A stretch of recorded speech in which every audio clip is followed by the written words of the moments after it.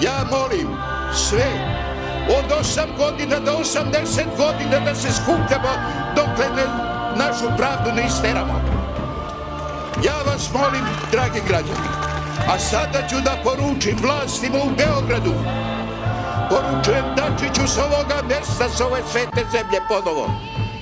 Gospodine Dačiću, Kosovo nije oteto. Pokušavaju da ga otmu, ali ga ne damo. Mi ga ne damo. Ne daju ga Srbiji sa Kosova. I ne može Dačiću da kaže da je oteto kad nije oteto.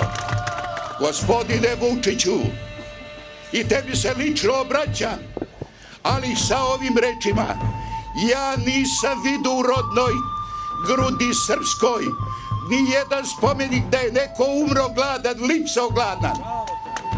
Ali vidio sam 1000 spomenika što je ubio milosrdni anđeo. 1000 ima. Toga se mi moramo plašiti i ne dozvolite da vama komanduje bilo ko iz te Evropske unije. Možemo mi bez Evropske unije.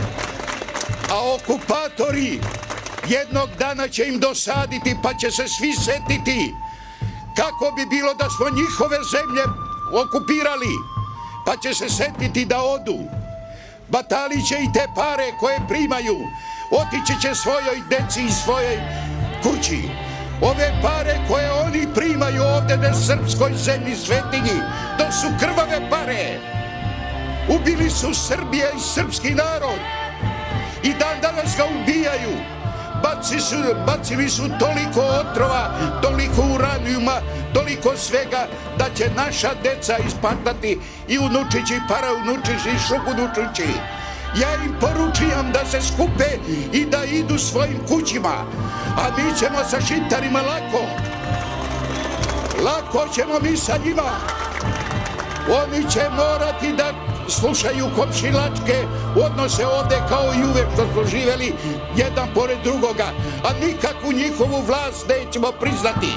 I hoćemo da poručimo da odavde sa ove svete srpske zemlje nema nića, nema odlaska Srba.